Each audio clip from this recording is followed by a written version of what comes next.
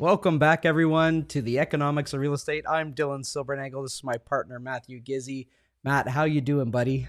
I'm good, man. I'm good. Had a whirlwind couple last days, getting a deal closed. But other than that, it's been good. How about you? Yeah, I've been getting over a bit of a cold, so that's been a bit of a downer. And I discovered my limits because, as you do when you're in a good mood, you're singing in the shower, and I found myself running on a breath. So I'm not I'm not out of the woods yet, but we're getting there. Tell me about this deal that you're putting together, because that's what we like to hear. Yeah. So originally started working with the clients, they're investors, which is a rarity in this market, I guess. But to be fair, if you're an investor, there's fantastic deals to be had in this market right now. And there's a lot of opportunities for you if you're looking at the right places and you're getting the right deals. And we had started off about a month and a half ago in the Keswick area. That's kind of where they thought that they were going to end up. So we were looking at options there, and then we started to look at options in Bradford. Even put in a couple offers on both places, but ultimately didn't win them. But that's okay because I believe everything happens for a reason, and a fantastic opportunity presented itself in Newmarket. They were able to beat out a couple other offers and get a fantastic price for a property in a very desirable, quiet area that has so much upside potential for them. So it was a great win for them. That does sound fantastic. I like that it brought them further south than where you had originally started looking, as you saw that kind of downward pressure on prices. But also, Yeah, I'm hearing still running into multiples on those properties, so the right stuff is still bringing people to the table. the right stuff's bringing people to the table. I will say that I think there's still a lot of people putting in low ball offers. Yeah. But I think if you've done your calculations accordingly, two of the properties that we put offers in my opinion, were priced a little bit below where I thought they would actually sell for, and and I've been in two multiples where we ended up 20 to 30,000 below asking, even with three offers Even on the table. So just because there's an offer on the table doesn't mean it's going to go for close to asking or yeah. above. Put the price that you are willing to pay for the property with the conditions that you want, and there are homes out there selling for those. I hope everybody was listening to that. Even in multiple offers doesn't necessarily mean that it's going to sell over the asking price. That's exactly the experience that you've seen. And Matt, that's exactly what this show is about, is making sure that we are providing some insight into what's going on in the market, not only to help our real estate colleagues, but to help educate buyers and sellers as well. And so we're going to jump into it today. And Matt, as we always do, let's start with the lending side of things and talk a little bit about these interest rates. So we just got our announcement the other day from the Bank of Canada. We did get a hold. It's kind of what you and I had anticipated. It was kind of a coin toss to be if it was going to happen or not, if I remember right from our what we were seeing in the predictions. But nonetheless, we get a hold. So here we are. Yeah, I think inflation's still a little bit sticky. I think they're still a little bit worried about just how much the tariffs might affect prices. Also, the government of Canada has come out and said, hey, you know what? We're not going to put a budget out this year, this spring. We're going to wait till the fall. And I think one of the key reasons they're waiting to the fall is because they're going to be spending a lot of money, and they're going to be putting a lot of money into the economy for multiple reasons. A, we let the resource sector, uh, basically falter over the last 10 years. And I think the new government realizes we can't just be reliant on housing in this country Yeah. to drive the GDP. We need other avenues of income and business. So they're going to be pumping a lot of money into that. They're also going to be pumping a lot of money into the sectors like the steel and aluminum sectors that are going to need help while we negotiate with the Trump administration as to coming up with a deal. So I think there's going to be a lot of money potentially put in the economy that's going to affect interest rates as well, because it might, to the upside a little bit, cause some inflation. And Mhm. also wages. Wages have still been up there a bit. We're seeing Canada Post coming out looking for 19%. A lot of different unions, a lot of different people are asking for bigger pay to help with inflation, but ultimately, that can cause a little bit of inflation as well. Right. And so again, that's important to note. So as you've got people sitting on the sidelines wondering what's happening with rates, this is where we're seeing that stickiness a little bit, particularly when it comes to the inflation, as you mentioned. Now, talk to me about our 5 year government bonds and how this kind of impacts our fixed rates as opposed to the Bank of Canada, where we're looking more at our variable side options. Yeah, I mean, fixed rates bond, it's bond investors. It's basically who's willing to buy the government debt. And the higher that interest rate goes, basically means there's less and less people that are willing to buy it. So they have to offer up a better rate. So we can see it's been sticky at the top there. Bond investors are a little bit worried right now because of how much government debt there is out there, and it's a little bit risky for them because they, in their minds, are like, okay, is it worth the rate that I'm getting to hold this bond from a government that's severely in debt? And we're starting to see the prices of gold go up because central banks are rotating some of the US dollars, some of the US treasuries, and would rather hold gold because they see that the money printing is going to potentially to have to start continuing Yeah. to pay the interest off on the previous debt, and interest rates are ultimately not going to get down low enough. So we're seeing in the bond market, it's still sticky. We're still back to where we were in 2010. 2010, yeah. Yeah, right here. And then if for those of you that were around selling real estate in that time or buying and selling houses in that moment, this is where we start to see a bigger increase in average home price. We saw these kind of go to the upside as these rates were impacting and coming down. People were getting cheaper lending. And then, of course, in our 2018, 2019, you saw that go up. Matt, you talk about this segment a lot, whereas I was talking about the impact from the fair housing plan here, but it all happened and it all kind of combined. And as you can see, these climb up. We saw the market really slow and struggle. We saw prices come down. And then this is obviously where we ended up in 2023 as they started to increase from 2022. The thing with this chart too, what's important is, if we go all the way back to 2001, all the way to 2021, this was a market in where every 5 years you could refinance your mortgage, you could pour all your old debts into it, right? Get a Mhm. cheaper interest rate so that it was an affordable amount. And then the next 5 years, you could just repeat the cycle.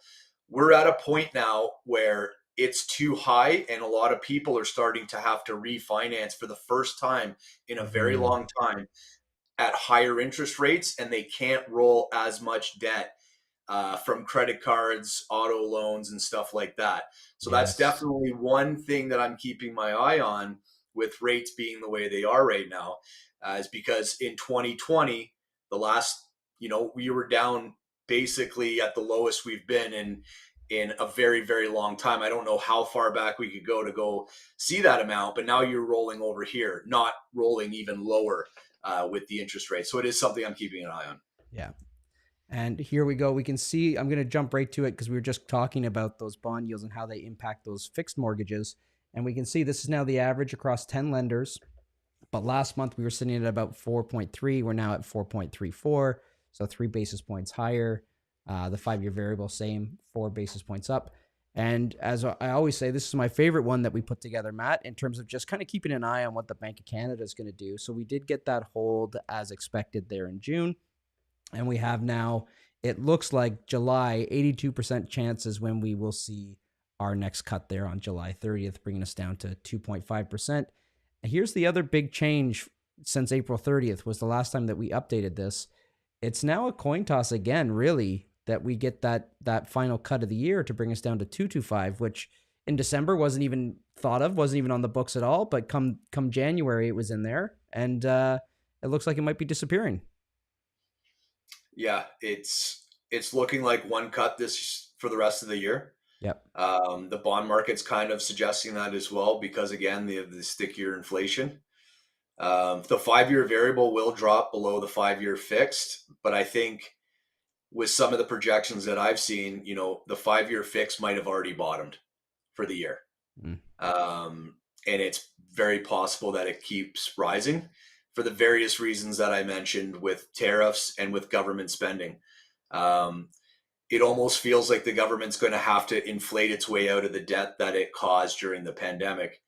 It's the only way it's going to make it affordable. So um, I think if you're in a situation in the market where you're hoping for interest rates to come down, I don't know that that's going to happen unless some catastrophic event happens in the economy, some black swan event.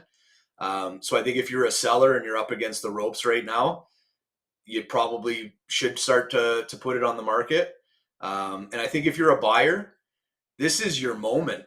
This is what you've been waiting for a very long time. The opportunities for you are going to be fantastic, I think. And they are right now, and they are. Do I think housing prices are going to steamroll down? No, I think maybe a little bit, a couple more percent on the way down, but this is a fantastic opportunity for investors, first-time home buyers, if you can get the help to get into the market now. Yeah, there might even be a smaller window here than it seems like, because if we are going to see some interest rate pressure to go back up, um, now maybe the sweet spot where the prices have come down the most that they're going to come down. Like you said, there's still likely some little fluctuation that's going to happen, but your interest rates might be in the sweet spot. So depending on how you're looking at it, this could be a nice little window for those guys that have been sitting on the sidelines. Yep. All right. All right, let's talk to us. Talk to me a little bit about the business confidence and the nice little increase, a little rebound that we're seeing here. Yeah, we fell off an absolute cliff. Now that's when the tariffs were happening. We went all the way down to 25, but we've shot back up, which tells me that small businesses are starting to see a little bit of optimism. They're starting to feel that with the new government in place in Canada, they now have someone to negotiate with Donald Trump. And I think they're a little bit more confident that something might get done there, but also we're starting to open up the borders within Canada where Ontario can trade with all the other provinces. And so there's additional business there for small businesses that can potentially be had. So I think you're starting to get a bit of an uptick for those reasons. Perfect. Now scroll into me here and let's talk about the average pricing plans because we're seeing a rollover there in a positive way for us, and wage plans just slightly as well. So what do we got going on there? Yeah, so if we look at April, the average price plans for the cost of their products and services, they were looking at around a 3.5% increase. We can see now that's kind of come down. We're down to 2.9 and coming and falling down. So there's the expectations that prices on goods and services would have to increase at a very high rate. Let's like the average is around Yeah. 2.1%. We don't want to see it that high. Number one. Number two, we don't want wages and price increases to gap To themselves too deviate. much like we saw in the pandemic. That's Yeah. what causes the ability for people to afford their groceries and whatnot. That can get very, very stretched. So it's good to see that wage increases are still in the historical averages at 2.2, but we need to see this forward expectation on prices to come back to that Yeah. median average as well. Exactly. So here's we're seeing inflation tick up, through 2021 and onwards, really, and then slowly, we were working our way down as we had all those interest rates climbing. This isn't inflation. I'm just saying this is what the small business is forecasting in terms of their prices having to go up. So we're going to call it inflation. And then as of this year, the start of the year, when all the tariff talks started happening, small business was like, everything is going to cost more for us to get these products in here to be able to sell this. It's going to go way up. And now we're starting to see that come down even more so, obviously, here in the month of May, which is a fantastic sign.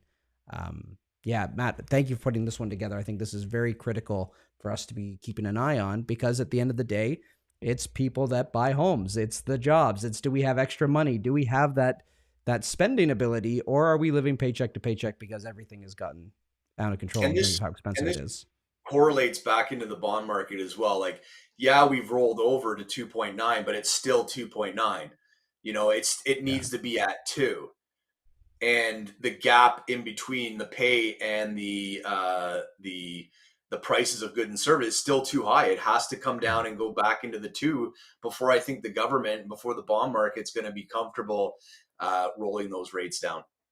And you know what's funny is, or not funny, what's disappointing is you and I have spoken a number of times now how coming through the end of the fall last year, it was looking like we were going to start to see some forward momentum in the real estate market, more so than we had seen previously.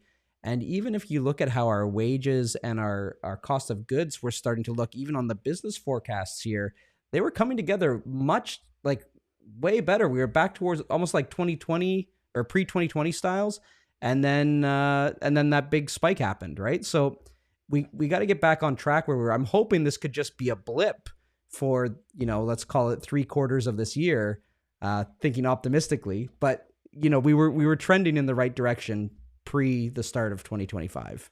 We were, and it's the Trump effect. Yes.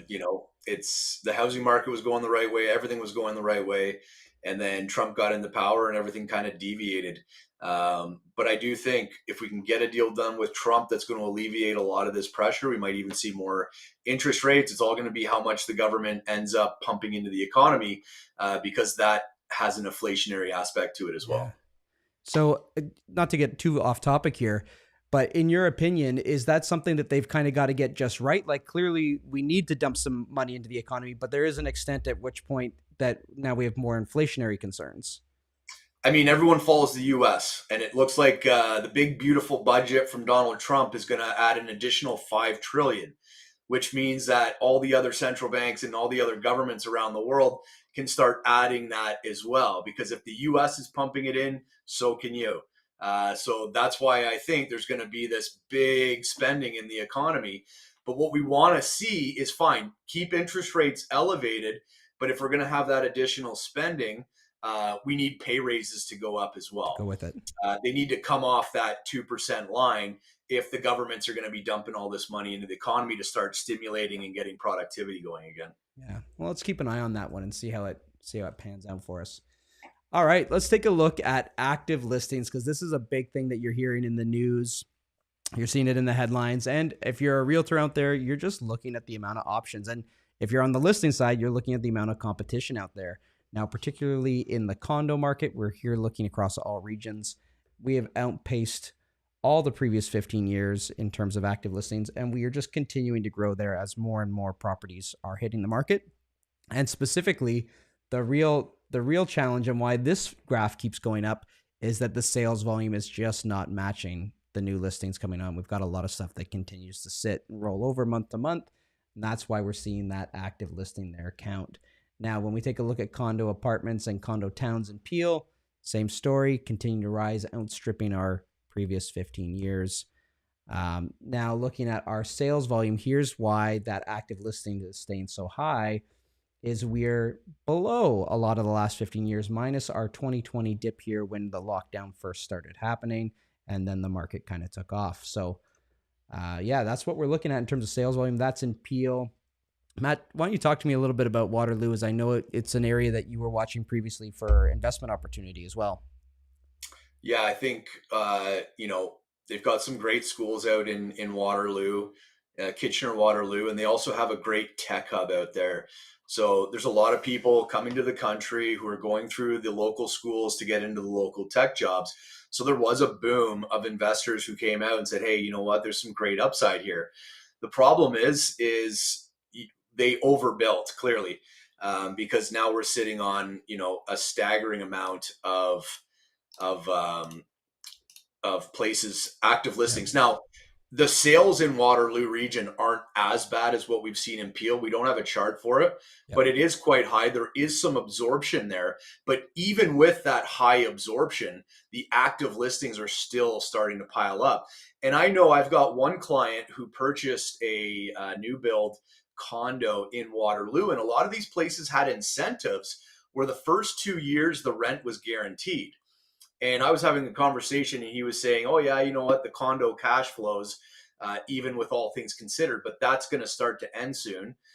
Number one, and then number two, they also offered extremely low maintenance fees there as well. And he had mentioned on the phone as well.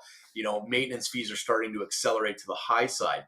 And that's another big issue that we're going to see in the condo market as a whole is during the pandemic, all these corporations had money set aside, and then all of a sudden inflation went 50, 60, 70%, and the money didn't grow by that much. It was in a very secure holding, maybe making 5% a year, 4% a year.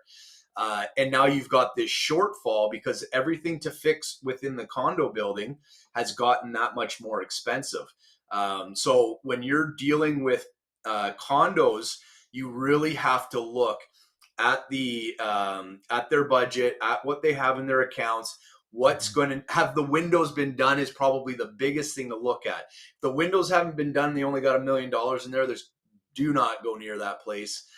So it's very critical for not only agents but buyers to really, really, really dig deep into a condo building to make sure it's not going to be a debt trap for you in the future. Well said. I'm glad you brought that up because you and I did a transaction together last year where we were representing the same client. And that was one of the big things that we were talking about with them is look, this condo's been undergoing a lot of maintenance. They are doing some of these big projects. And it's just not, the reserve fund has not kept up with what the new cost of these repairs are. They had budgeted X amount a few years ago. Everything was on track. It's no longer matching with what that output is going to cost. And again, that's something that buyers definitely have to be watching out for in today's market when looking at condos. And I'd say that is a big challenge. I think predominantly for older buildings right now. Some of the newer buildings might be able to squeak by for a little while because they don't have those repairs coming due. But for the older buildings, even though they benefit from having all that time to build up the reserve fund has not kept up with inflation to the same extent. Yeah, I think it's important to look for a place that's done a lot of its updates if it's older, but also it has a very good, reputable property manager running that place as well. Yeah. You do not want to put yourself in a situation where you buy a property and then all of a sudden you're being told that you need to kick in an additional $20,000 to help do all the upgrades in the building. That's happening right now, and a lot of people are facing that, unfortunately. Yeah, no doubt. All right, let's talk about York freehold pricing and the market there. So we did see a slight downturn there in median price. So we're down 0.5% month over month. It's not what we usually see this time of year. That's been the big thing as we've been talking about the spring market is it just hasn't landed the way that it usually would. The statement I keep seeing is dead on arrival. And that's kind of how it feels for as we compare it to previous spring markets. So to see that slight decline there, not great, but we are seeing transaction volume slowly start to tick up a little bit. Not in the numbers that we're used to seeing, but it is ticking upwards. We did see median days on market come down a little bit month over month, but we are up 38.5% year over year. So this time last year, freehold house in York was selling in about 13 days. Right now we're sitting at 18 days. I mean, we saw a nice 13% uptick in sales, but the problem was we saw a 22% uptick in the new listings. And that's kind of why prices have been, down 0.5%, just because the new listings is outstripping, that transaction volume, unfortunately. Exactly. And so it's nice to see this uptick on a month over month basis, but you got to remember year over year, we're actually down 14% in terms of the comparison to the same time last year. So we're still not where we want to be there. And when you look at the charts, as Matt was just saying, here's the uptick in new listings. It's funny. We had a little stall there for March and April. It did not go up too much. Everybody was kind of sitting on the fence there for a second with those freehold listings in York. We see a big push from April to May. But that big push with the lack of sales, this is what it does to our active listings.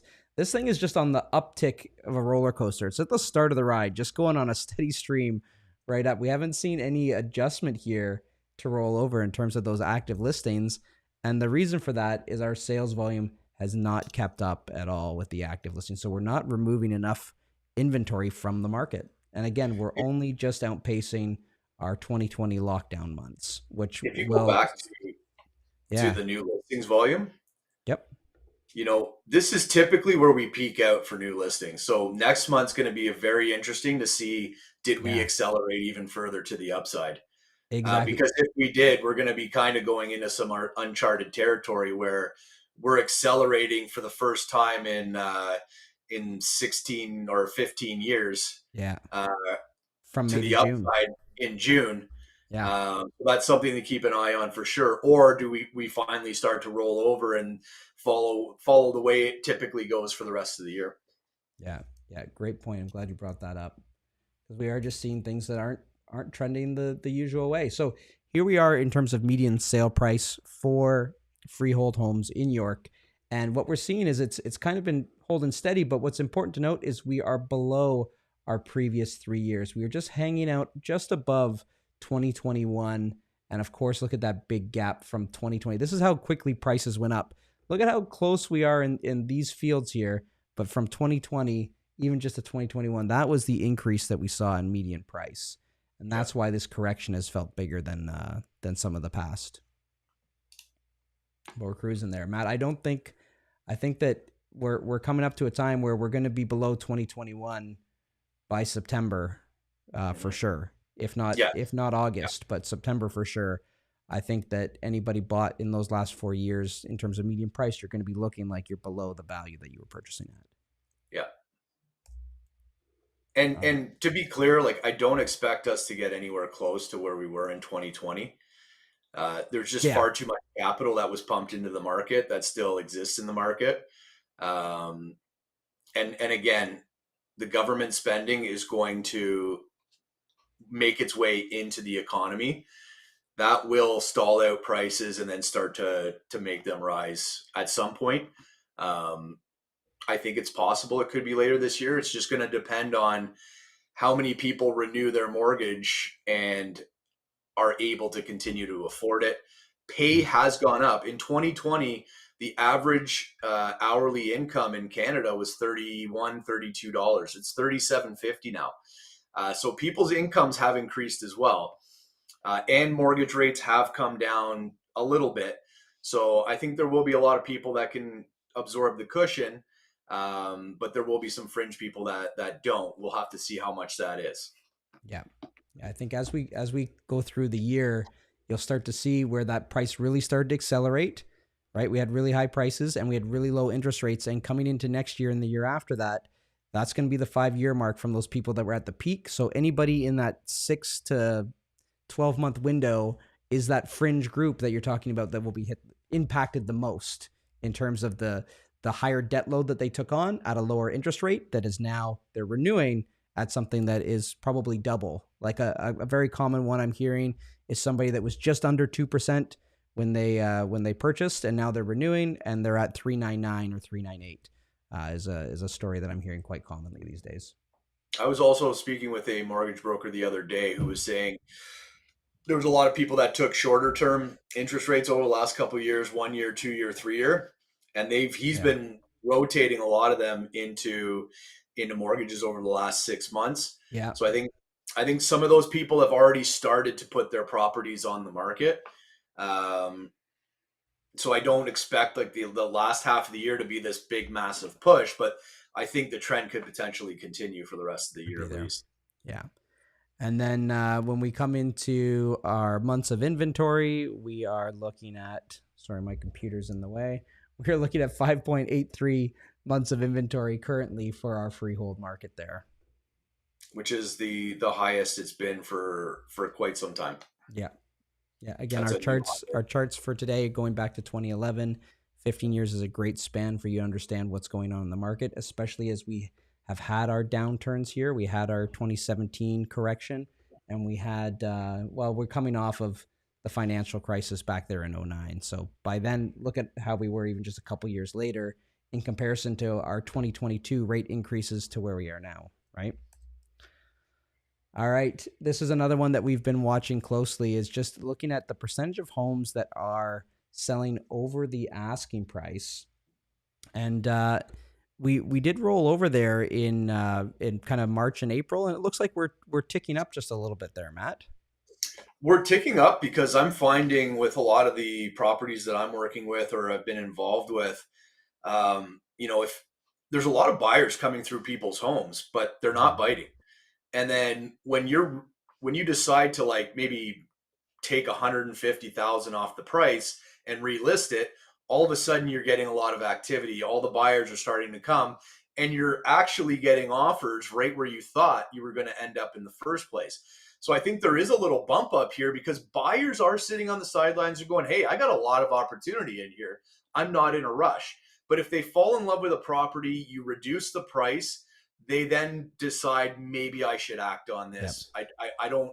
That's the house for me in the location. I'd hate to see it go. And for some properties, that's what's happening, and I think that's Yeah. what's reflecting in the above list price. But in reality, it's going for market price or just below market. Yes, exactly. Exactly. This is more about, is a low pricing strategy working right now in the market, and how the percentage of homes that are selling, how many Yeah. are using that strategy that are making it work. And Matt, you hit on something key. One of the challenges this market is seeing is a lack of urgency in the sense of buyers right now because they are spoiled for choice. There is some uncertainty in the market, so there's no real urgency on their part. But like you said, if you've got a product that can move, you create that urgency by setting a date and putting a price attractive enough to get people through the door. And like you said, it's not that the home's going to sell for that much more than it would have the other way. It's more so you're just getting to market value, but you're having somebody come forward and say like, okay, I am going to act today because if I don't, I could lose this one that I've fallen in love with. Yeah, I think perceived value for a buyer walking into the property, if it's not there, they're not biting. There's plenty of other options. If they walk through the front door and you've priced that property very well and competitive and also understood we're not even a raising price market, we're in a declining market. The buyer is they're seeing the value right away, and they're more inclined to put an offer in and get the ball rolling on that. Yeah.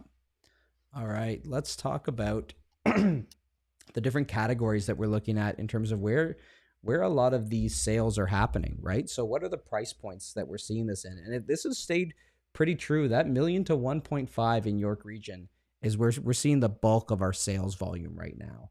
And it's funny because that's just when we look at freeholds and how much prices have increased over the years, like that's just where the bulk of them sit now. There was a time just a couple years ago where this was the townhome market, that million to 1.2. So it's adjusted a little bit. You're getting your freehold detached 2 stories now in a lot of places down here, but nonetheless, this is still where the bulk of it is.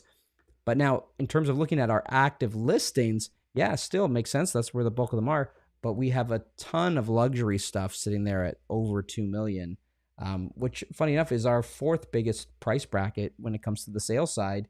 But when you look at months of inventory and the amount of options, there's over 1,000 for sale and 88 of them sold last month. So, yeah, I think there's plenty of appetite for anything below 1.5, especially anything below 1.2. It's that 2 million plus market that's just getting hammered right now. Yeah. And I think that's, you're starting to see the bulk of the inventory, the active listings in that group of houses, right? So I think, we've seen a nice steady line for where prices are. It's just that bulk of inventory, 2+ million, is what's getting churned out and turned down a bit in this market. And it's interesting to see that we're seeing more growth here in the 1.5 to 1.8 in terms of stuff that's available, as well as coming through on the sale side. Because there was a time when you and I were breaking down the price categories for every area, we were seeing almost a missed gap there in that 1.5 to 1.75. It just was kind of overlooked. Like people weren't quite seeing the value on some of those properties. So it's interesting to bring this chart over from last month. So we can see that the active listings for the 2 million plus has fallen. Maybe people have taken it off the market. And even 1.5 million and above, we've seen some decreases in those as well. So I think some people are taking their properties off the market and just saying, hey, you know what? I don't really have to sell. Maybe we'll just stay put. But there's still a lot of people that have to move their property, and they're the ones that are still out there trying to get something. Or then they trickle down to the next price category below them there. So let's now talk about York and the condo market, because this is a big one. And I think what's important to note about the condo market and why we put a lot of emphasis on it is the way our housing market works and the way buyers kind of move through the generations is it all starts with the condo for a lot of people. That's kind of your starter spot, and then you move up. And so if the condo market is faltering, and there isn't equity growth there for those first timers to then move on to the semis or the towns, which then filter up to the detached, to then the trophy detached, is we're missing our entry point. We're missing the top of the funnel to keep feeding the rest of the market. So as sellers in the condo market are struggling, we're seeing that filter down through, and that's why then the towns start to get hurt a little bit, right? And so I was looking at this the other day, and there's some fantastic detached homes that are doing really well in Aurora. And then you look at some of the townhomes and nothing's happening on them. But what's happening is the smaller detached that they're selling are going to the bigger detached, but the towns aren't selling because there's not enough condo buyers selling with equity from their condo to go invest in the towns. And you've got some of those towns that are just sitting there and struggling. So I think that's an important note when you and I are talking about why the condo market is so important to the health of Yep. our general housing market. This has been something we've been seeing kind of steady now. We've seen another month over month decline in terms of median condo price. We moved from 675 last month down to 655. Transaction volume continuing to fall. Like again, here, as we've seen prices continue to correct, I would have loved to see some more transactions kick into the market, but we're down 20% month over month and down 37% year over year when it comes to condos in York Region right now. Yeah, I think a 6.4% year over year decrease at this point in the year is quite a significant number for condos. And then month over month to be 3% of that Yep. is quite staggering. And there's still a lot of condos that are coming online for new builds that are getting thrown out there as well. And then there's a lot of condos being moved off of MLS as well. Yeah. And so now let's talk a little bit about our new listings. Again, we saw a little bit of that pause from March to April, and a big uptick now again in May.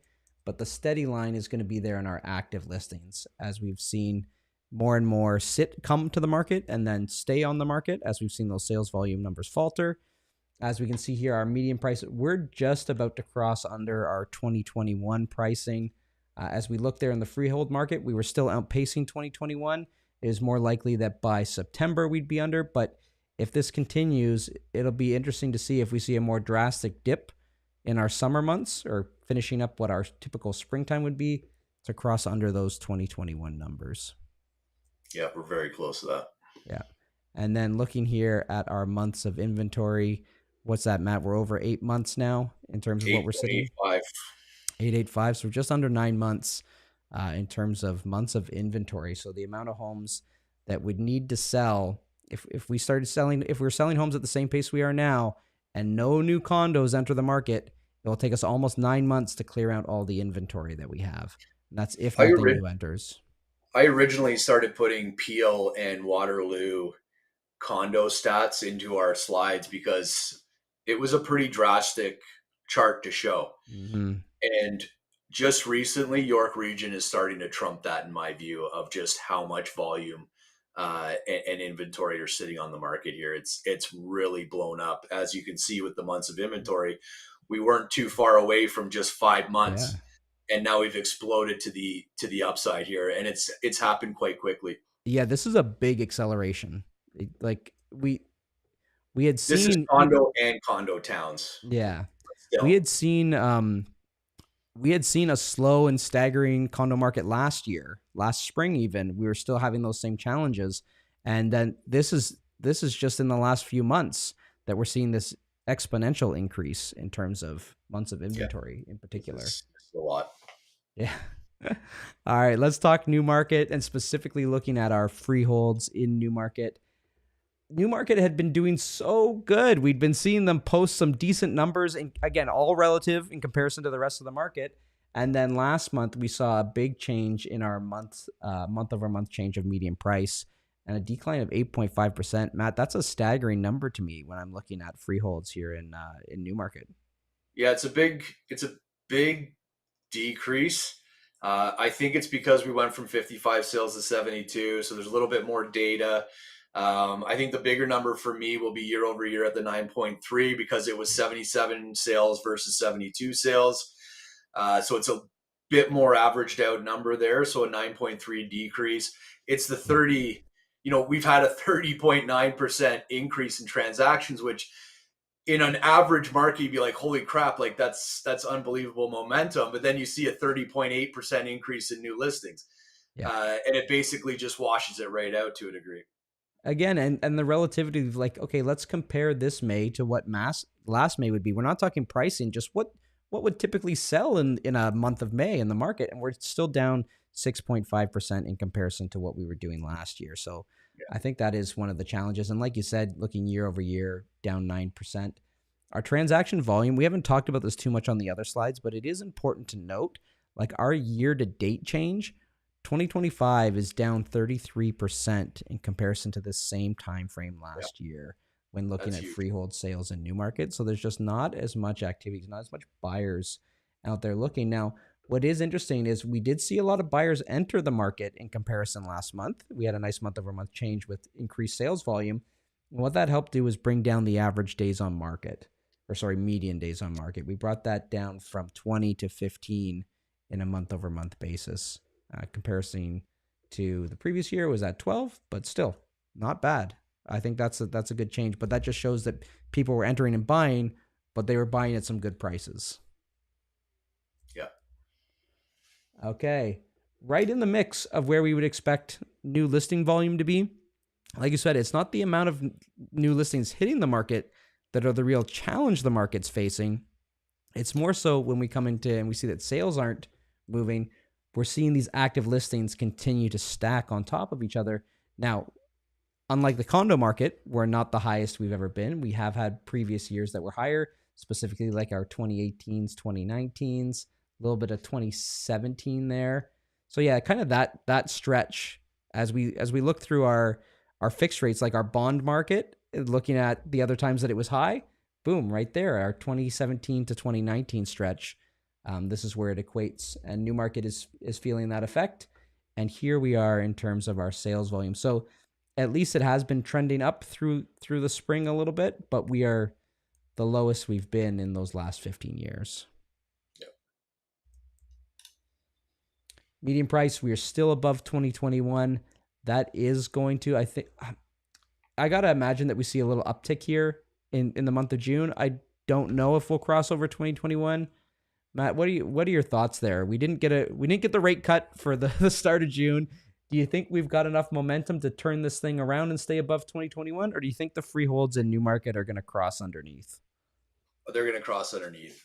Yeah. And I'm wondering in my head how close we're going to get to 2020 by the end of the year. Yeah. Because we weren't far off 2020 in 2023 and 2000. What was the gray one? 2022. Yeah. Which is incredible to think right now. But we were seeing an acceleration to the upside in 2020, so that's why it's on the higher end there. But I mean, you just look at the trajectory of that line and going into a potentially slower market, unless there's drastic changes to tariffs and some more spending in the economy and some interest rate cuts, we could very well end up above the red line and somewhere maybe close to where we were at the end of 2022. Yeah. I think if buyers are looking at the recent sales that happened this month and they're using those sales as their comparables for what they think value is going to be, it just makes sense that we're not going to be able to get this to turn around quick enough to stay above the 2021 numbers. Yeah. The only acceleration we see in this chart was at the end of 2020 and the end of 2021 when interest rates were below 2%. Yeah. For variable or for fixed or close to it. Yeah. We're not there right now. So it's hard to see an acceleration to the upside unless there's some drastic change. Yeah. Now, our months of inventory did face a better rollover here in terms because we saw those transactions uptick a lot last month. So it has come down a little bit. It's just 4.5 months worth of inventory. So much more balanced, leaning towards buyers than some of the other ones that we saw. Obviously, the condo market being up there almost at 9 months for York Region, but still high. You can see how it tracks. We're above the 2018 numbers, and for those of you that were selling real estate in 2018, you remember how slow some of that was, how much inventory, how hard you worked to get some of those units to move, and that's kind of where we're hovering right now. So we're not out of the woods there yet. And like you said, I think when we look at this, that's one of the other indicators why we think this price will come under the 2021 numbers for the month of June. But I look forward to being wrong. I'd love to see that rebound. Yeah. All right, let's talk about Aurora Freehold and jump into it here. Aurora, unlike Newmarket, we saw a slight uptick in median price of 1.8%. And I want to give a shout out to agents in our office that are selling homes in Aurora because I've seen some fantastic sale prices. So I'm going to give Keller Williams all the credit for Aurora right now being up that 1.8%. Unfortunately, transaction volume was down. We're down 8% month over month. And Matt, this number is, again, we're looking better than what we saw in Newmarket, we're only down just about 3% year over year for that median price. So Newmarket, Aurora, in comparison to Newmarket right now, is doing a fantastic job of holding its price as steady as it can. I think Aurora is a premium asset to hold. I think if you're buying in Aurora, you're buying, you know, a solid asset, and it holds its value better than a lot of other towns Yeah. for that exact reason. Yeah. Now, what we do need to turn around here, of course, is our sales volume. We're down 35% year to date in comparison to last year, down 22% to the same month last year, and down 8% on a month over month basis. So we did see people hold off a little bit there in the month of May in terms of keeping that momentum going. Termination volume has settled down. It's still up 11% month over month and up 34% on a year over year basis, but these numbers are lower than what we were looking at earlier in the year. So I think as we're seeing median price balance out, what's happening is we're seeing less terminations as people, I think, are getting their homes priced sharper for where the buyers are actually seeing some value. Yeah. And I love the termination volume stats because at the beginning of the year, it really showed us that people were just priced way too high, Yeah, and that they needed to make adjustments, and they needed to understand that they weren't going to potentially be in a raising price environment here. And the termination volumes was screaming at the hilltops that you better start pricing it more competitively, or you're going to be sitting on the market quite a you're gonna bit be longer. exactly. And I feel like we're starting to get the message there. When you see this, we are up 56%. We have 56% more terminations year to date this year than last year, and that's as people are adjusting and getting dialed in on their pricing. Now, new listings volume, we're a little bit higher than being right in the thick of it, but we're trending to what is normal. I think that this is kind of holds true across a lot of the areas that we're watching, Matt. Is the amount of listings hitting the market is pretty similar to what we've seen in past years. It's that the active listings are shooting up because our sales volume's been so low. Yeah. And when I look at this, the question will be, like you said on one of our previous ones, do we get the traditional rollover? Because all of them, except for 2020, we typically see May being one of the higher months for new listings, and then we start to simmer down for June, July, and August. The question will be, do we get that, or does this push forward?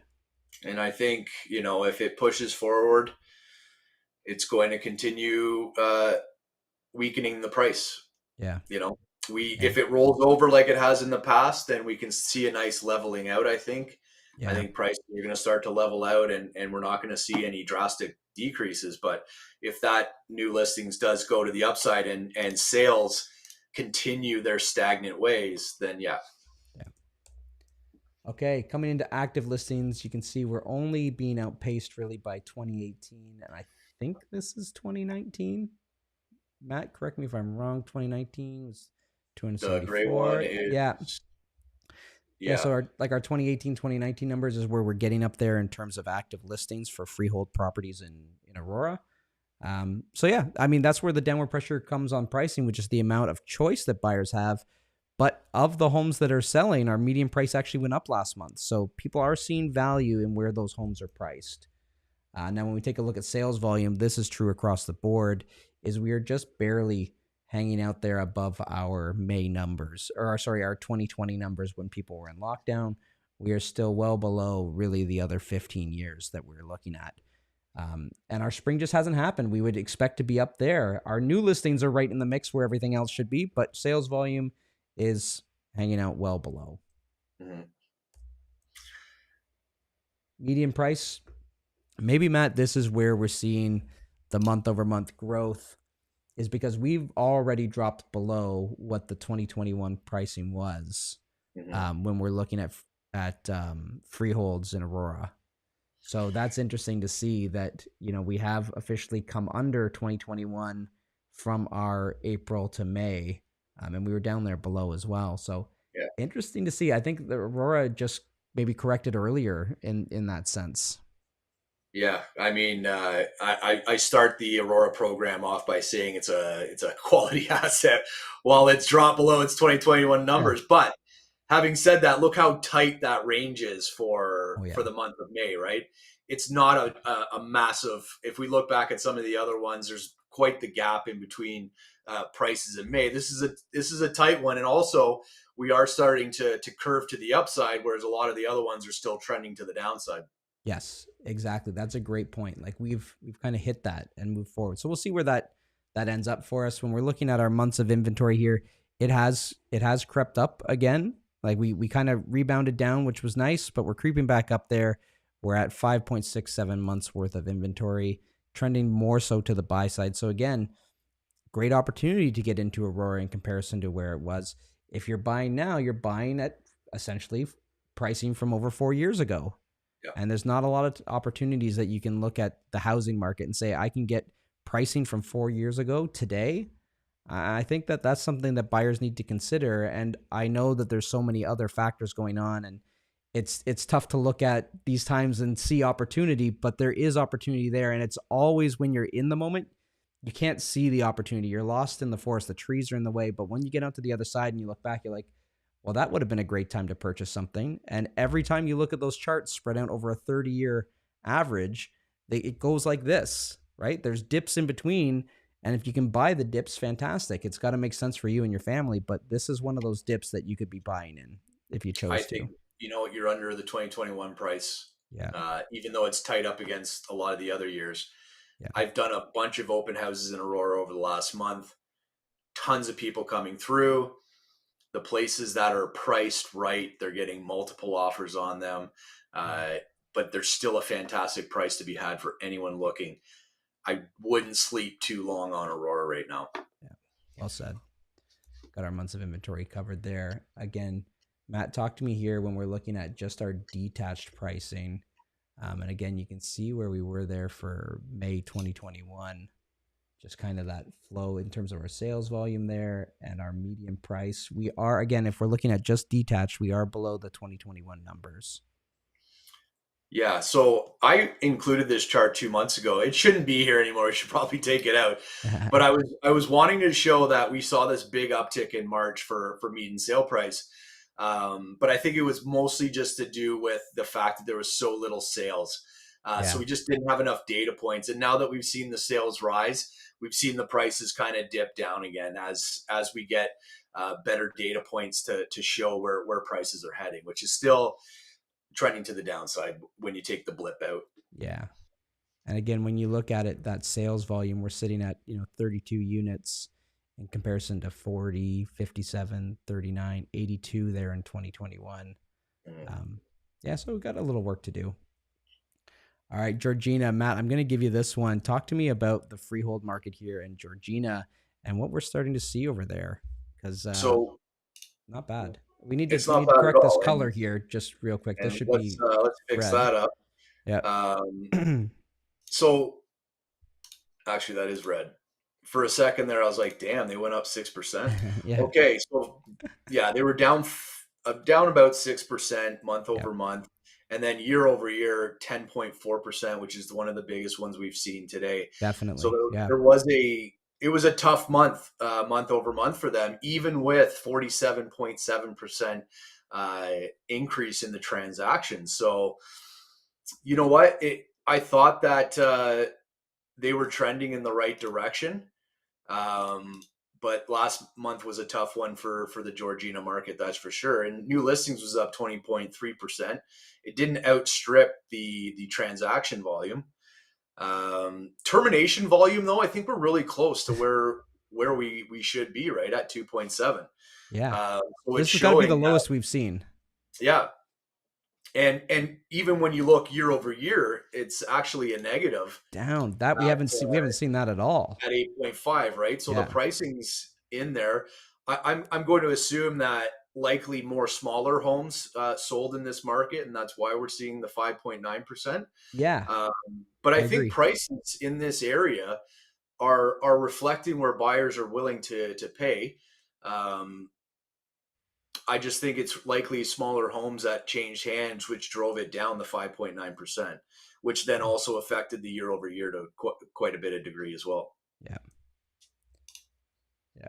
I think that's part of the challenge with us when we're looking at these stats is because our sample sizes are getting so small just with the amount of units selling. So it doesn't always tell the whole story when we look at that median price. It does its best to kind of keep it as apples to apples as we can and remove some outliers. But um, if the bulk of these were smaller homes, then that's why you would see that median price come down, because we're seeing other indicators here that show a much healthier market than what that 6% drop would indicate. Yeah. New listing volume, we're creeping up high. I'd say we're not right in the mix of what we would usually be. We're a little bit more to the high side there as we're seeing Yeah. new listings entering in. And when we look at that, it does equate to a pretty high active listing amount in comparison to other freehold markets that we've been watching. So they are creeping up in comparison to previous years. And that sales volume about the same. We're still below basically everything other than 2020. I think it is there. So It is a nice uptick in the sales volume compared to a lot of other places we're seeing that are very no flat line doubt. and stable. Yeah, That's a agreed. nice uptick because it was a very flat year for sales there, and so the nice uptick was good to see. But I will say, with the updated data from this year or for this month, that Georgina's starting to struggle a little bit more than I thought they might have, Yeah. with the new data points that are out. Fair to say. And I mean, here's that with that decrease we saw there, they're well now under the 2021 number in Yeah. comparison. We're at 775 in comparison to 846,000 at the time. So these guys have rolled under. I could see this kind of leveling out, hopefully, I but think so. I wouldn't want to call it until I saw next month's data. If next month's data is worse than this, then there's a problem in then there's a Georgina. problem. Yeah, Yeah, agreed. I think you look at the last 846, 883, 880, 865, and then all of a sudden we're at 775. I Yeah. think just smaller homes traded hands. I'd be interesting to see that it probably gets back up to the 865 or 850, 860 range. Yeah. Yeah. I'd feel comfortable with that. Even low eights, I'd be okay with Even low seeing eights, that yeah. change. Yeah. And let's take a look at the months of inventory. We're sitting at 5.3 months there. And so it's, we've been going up and then finding and then coming back up and down. So that's where we're sitting right now. Still very comfortable into balanced, leaning a little bit more towards buyers specifically for how we evaluate those months of inventory. So all good stuff. All right, Matt, Simcoe. For the last year now, we've been talking about great value out there in Simcoe. Talk to me a little bit about what we're seeing there in the freehold market in comparison to some of the other areas we've seen. Well, we've actually seen a price increase of 1.3% month over month with 12.2% transaction volume increase, all while new listings were up 38.7%. So that's really good Yeah. considering we saw such a massive increase in new listings hitting the market. Termination volumes were actually quite high here at almost Yeah. 50%. So maybe there was a lot of price adjustments in the Simcoe area last month that resulted into sales. I don't see above list prices down, so it's not that they were pricing them below market or anything like that. Mhm. But even the year over year to just be 2.2% down, like that's not bad. I think a lot of people would take that. Totally. And even Yep. year to date, just being down 2.2. So that's a market that's definitely stabilizing, at least from this data point that we're seeing. Yep. But the new listings volume was surprising at 38.7. Yeah. Agreed. What's interesting to me here is looking year over year, only being up 4% in terms of new listings is kind of interesting. Yeah. In Yeah. comparison. And again, I think what that comes back to is our new listing inventory has held stable to a lot of previous years. Like we're in the mix for what you would expect for the amount of new homes hitting the market. Yeah. It's just comes down to not enough of them are selling, so our active listings are stacking up there. Even the year to date new listings is actually down 2.6% compared to what we saw last year. So that's a great sign as well. Yeah. Sorry, let me just get my Did you cursor we here. froze? No, hopefully I'm good. Okay. All right. So again, kind of in the mix. We're maybe going a little bit more to the high side, but if this rolls over, I think we're good. I think that it's holding true to what we Yeah. would expect for May. We just need to see this roll over Well, instead of continuing to go up. yeah. Like look at where we were at February. We were like I was looking at new listings come February, and I'm saying to myself, wow, like this is going to be a great market to participate in on the for sellers and for buyers. But it's really Yeah. shot up to the high side. They definitely were a little bit behind the curve on getting properties to market. And now it's accelerating to the high side here. So yeah, if it rolls Yeah. over here, I think we're okay.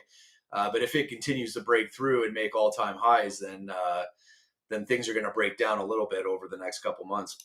Yeah. Big increase from April to May there in terms of new listing inventory. Active listing holding steady. But here again, this is the difference that I think we're seeing in Simcoe to other areas. We're not outstripping a lot of years in terms of active listings. There have been many years with more active freehold listings than what we're seeing here in for the month of May.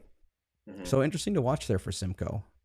Now, sales volume. Again, this is where the challenge is lying. We're just not Yeah. moving enough, and we're well below. Even in some of the other areas we were watching, we sold more homes in that first lockdown, those lockdown months, but we're well below that here. And obviously, it upticks from there. Until we get more people in here buying, I think that will be the challenge for Simcoe, despite them looking a little bit more dialed in than other areas in regards to their pricing. Yeah, that's wild. That's wild to see the sales volume that low. Yeah. Looking at median sale price, just below 2021 by $1,000. So median price Yeah. now currently at 775,000 in comparison to 2021, which was 776,000. This is about the turning point we're seeing across all areas. Is we're just either hovering just above 2021 pricing, or we're just now dipping below 2021 pricing. This is obviously pretty much right on the mark. So we'll keep watching it. There is definitely a chance that this does continue to cross below this edge, especially later in the year when 2021 pricing really accelerated in the second half. So, Yeah. we'll keep watching it. Our months of inventory obviously ticking up now, very healthily in a buyer's market at 6.3 months worth of inventory. So again, buyers, you have a lot of opportunity in Simcoe right now to take advantage of it and get in there and be able to buy from pricing 4 years ago. Excuse me. All right, Matt, talk to me a little bit about the above list price percentage as we're looking here in Simcoe for Yeah, freehold properties. It's a lot lower than most places we've looked at. Only sitting at around 11%.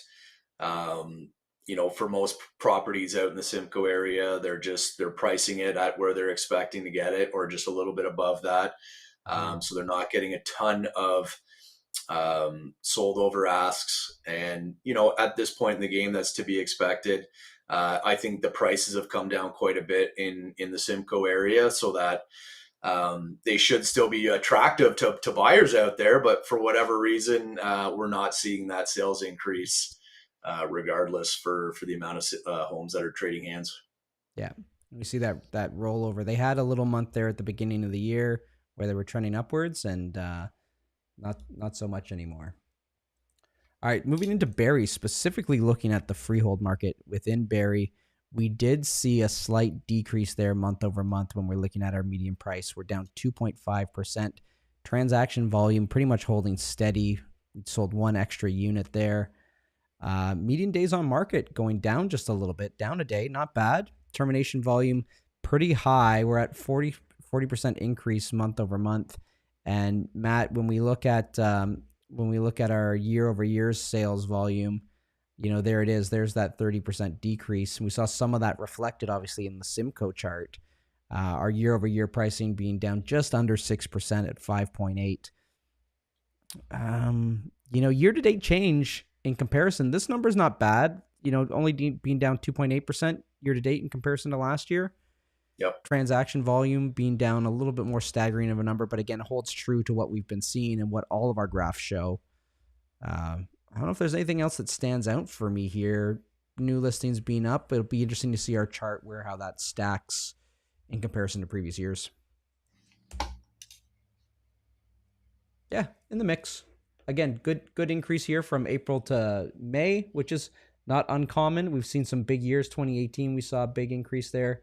Again, 2020, looking at the start, it was a rocket ship the way it took off. And we sold our home one of our last homes in December of 2020, and we purchased, thankfully, a month later. And Jen and I had said, if we didn't get the one that we got, it would have been so challenging for us, because this is how 2021 started.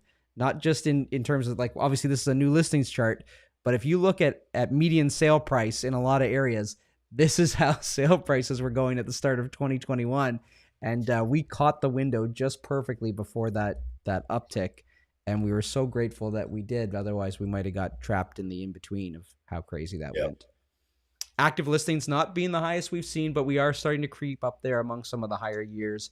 Obviously, 2018, 2019, and even 2017, still the years that we talk about the most in terms of those active listings, where we start to see stuff pile up, especially now that April has passed. 2017 will definitely enter that conversation. Just one of those things to start to keep watching. I wonder if we need this really flat sales volume for 2025. Like, Matt, It's staggering how well the new listings chart and the active chart is holding up with the sales being like that. yes. So I think a lot of people are taking their property off the market and I think just so. not needing to sell, clearly, Yeah. because those should be record high numbers with a sales volume Yeah, like that. if you're looking at sales volume like this, and new listings still trending higher than a lot of other years, and your active listings starting to creep up there too, like it just should be so much higher. This should be It so should much be. higher. So you know what? There's not a lot of desperation in that market. It tells me Yeah. that people are just like, you know what? It's fine. I'll just wait. I don't have to exit. Whereas if you see a sales volume like that in some of the southern areas, you're making all time highs for active and probably new listings. Well, at least the active listings. Yeah. If you're having sales like that, because I think there are probably more people a little further south that probably need to get out, and that's why. Yeah. I don't know when this comment came in, but I want to highlight it.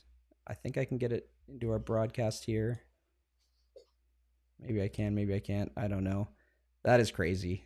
Yeah, agreed, Megan. I don't know what part you were saying it to, but looking at this chart, it's probably the most fitting to just see how flat that sales volume is. Yeah. Yeah.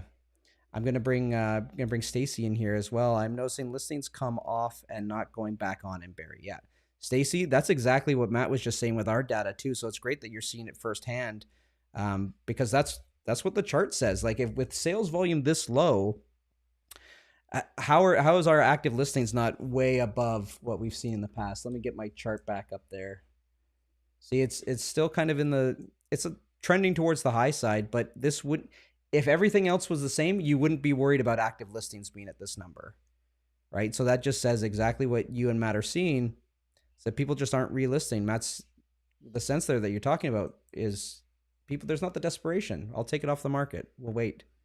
Yeah. When you Right. see a termination volume that high and then a price increase, like, it doesn't add up.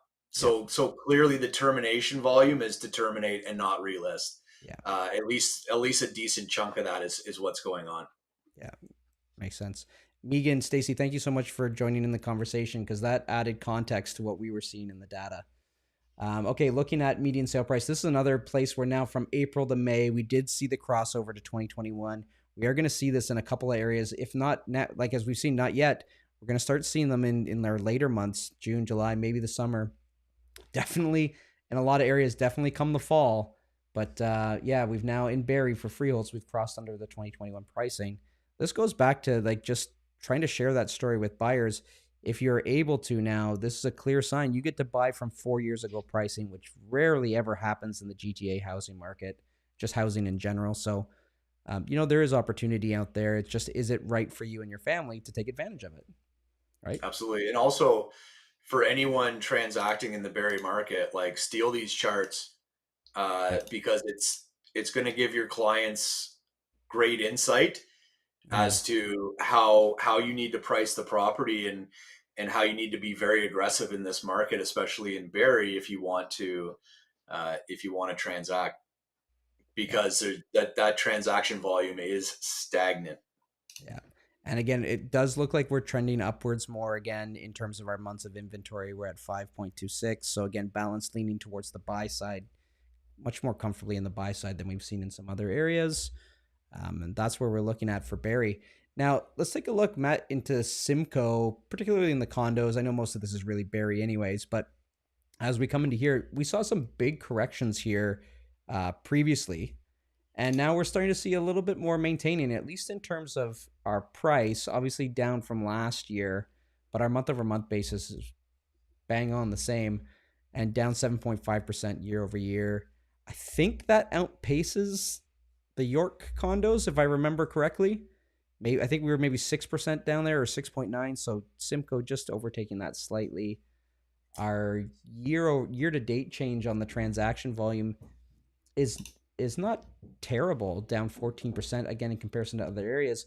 And we got to turn this one green. Our transaction volume actually going up 44%.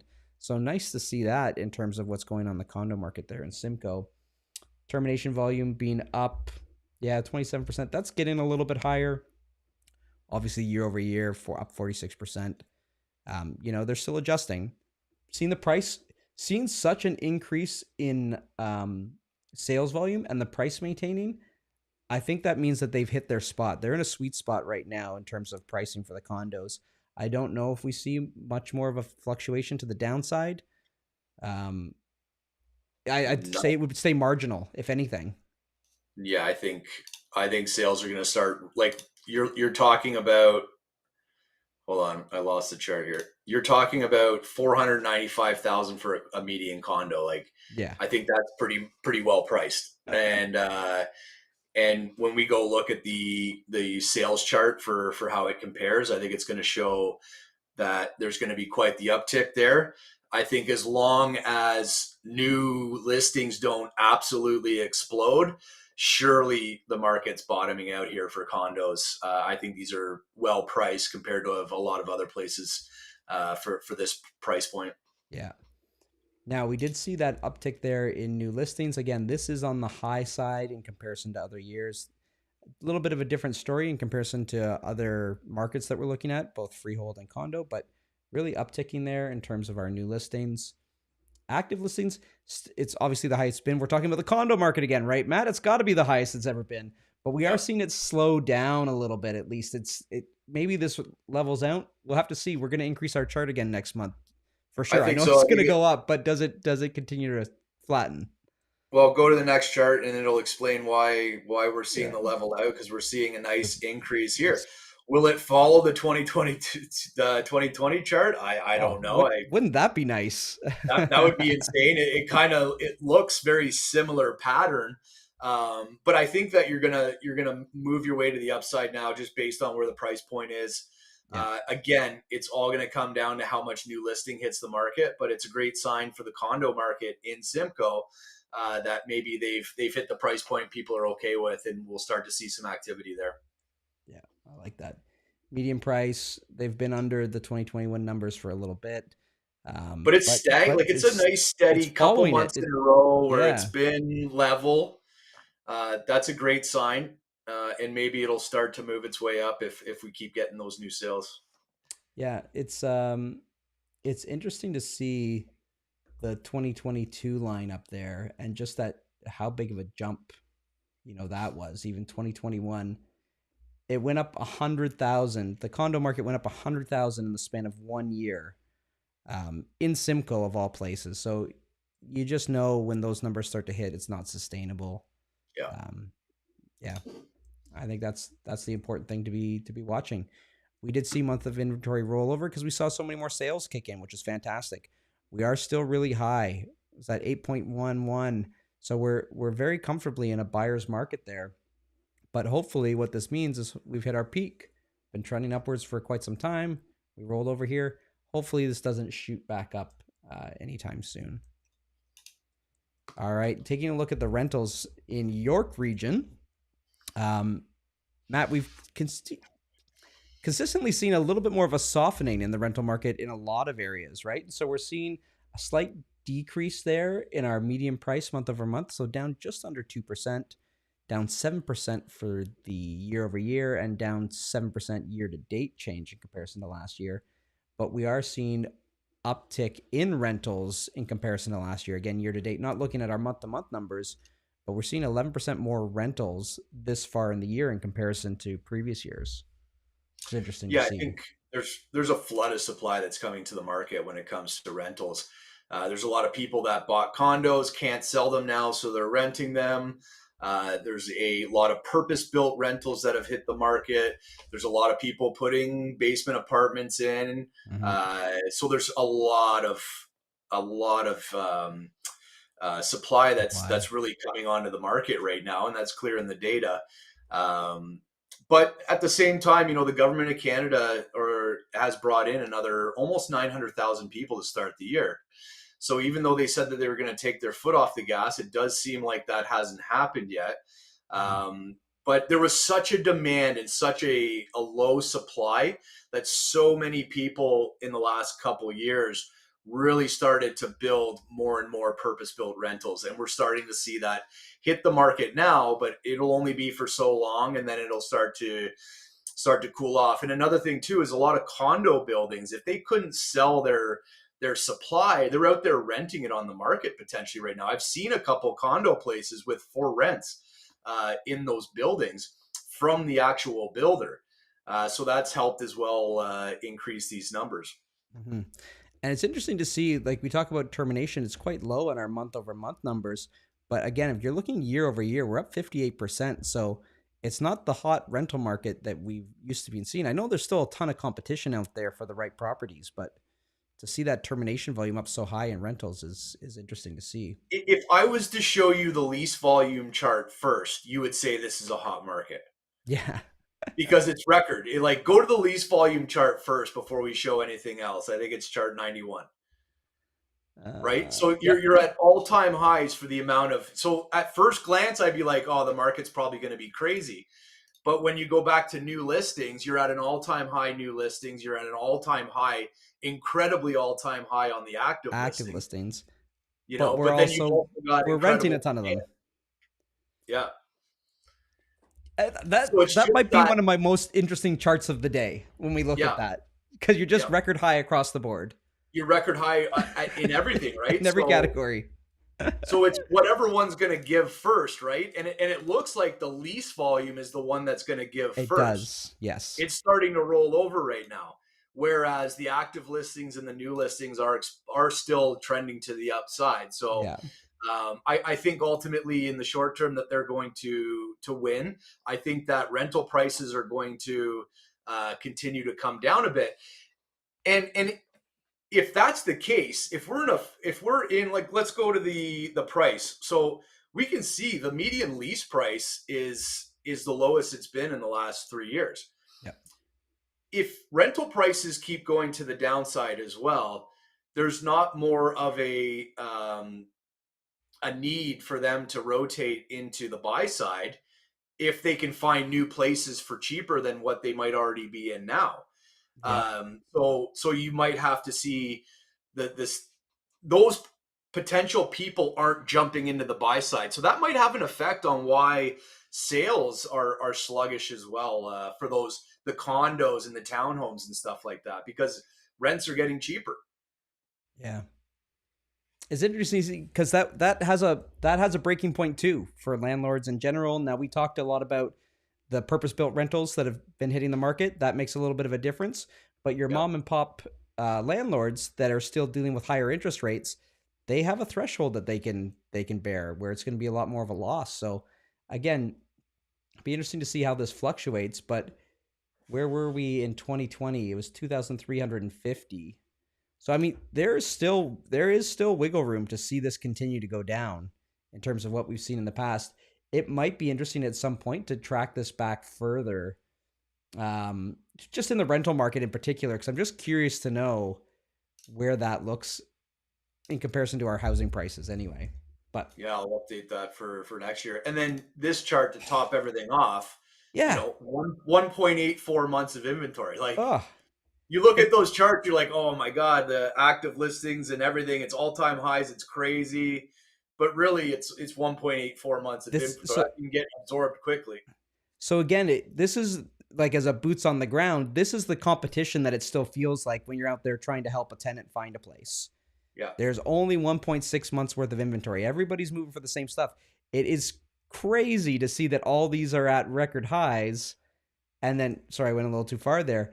Record high for new listings, record high for active listings, record high for lease volume, which is then what is reflected into our 1.6 months worth of inventory. All right, let's talk about Simco for the renters that are looking up there, or the landlords, and everybody's trying to keep track of everything. That same downward pressure on rents is happening. We're down just 2% there month over month, down 3.8 year over year. Now, I do want to go, I'm going to jump around here a little bit. I forget what we were year over year when we were looking in York. So I want to take down 7% in York looking year over year. That's where that downward pressure came on pricing. But when we look at that in Simco, not as drastic, down 3.8% in terms of our median rental price. Transaction volume being up 5.5%, but down in comparison to last year. Termination volumes not bad in comparison to last year, up a little bit in our month over month numbers. Yeah, interesting to see. Let's check out our charts. New listings still pretty high, just below like the third highest we've seen in terms of new listings coming up. Steady increase there. We did see a dip, a pretty big dip in February. You know what it is, Matt? Who wants to move in February? It's so cold every year. Let's Nobody just wants to move in tone that February. down. Yeah, and it's important for landlords. Don't be renting your property out in February on No. 1-year leases because sometimes it's just tough to Yeah. find that out. Try and rent your property out in like September, Yeah. October, somewhere around Line up there. with the school years, Yeah, line it up with the school year, so maybe even August, and Yeah. you'll I find most of the time they move out around the same time, and Yeah. then you get better tenants. So you're not doing it during the wintertime. Yeah.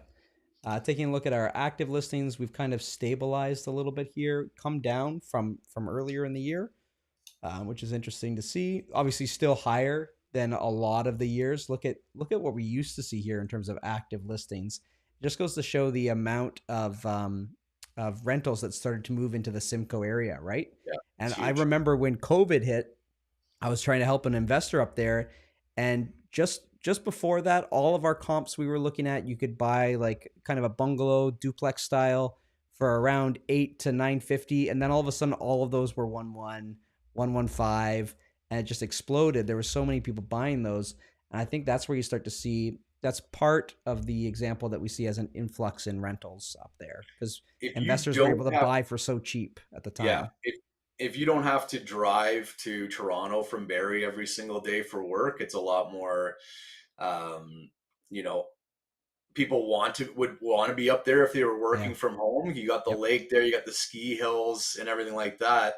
Yep. Um, so during COVID, it was a very popular place to be. Closer trip to the cottage. Can't That complain. that too. Yep. Yeah, our lease volume is up there, so there's still a lot of stuff that's happening just below two of our other higher years.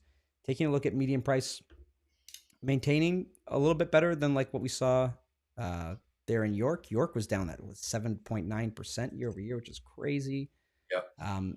We are trending downwards a little bit. We'll see if that continues. And our months of inventory hovering at 2 months. So again, still competitive in the rental market there. Yep. Very. Simcoe. All right, everyone. Well, thank you so much for joining us today. That was our monthly market update for the economics of real estate. We will be breaking this video down into the specific regions. So if you didn't have the time or energy to stick with us throughout the whole day today, do not hesitate to check out our YouTube channel where we'll have those broken down into bite-sized bits for you.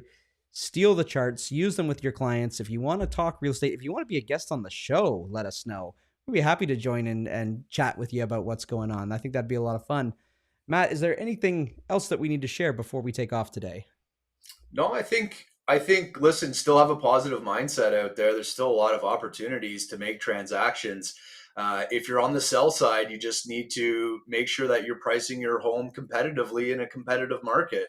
And then if you're on the buy side, just because there's another couple offers that came in on a property, I've been in at least three in the last month where we've come in $20,000-$30,000 below ask, and still we're very competitive. We lost out on one 20,000 below, but we had a condition for finance, the other people didn't. So Yep. Plenty of great opportunities buy side. Be competitive on the sell side, and you can still have a lot of success.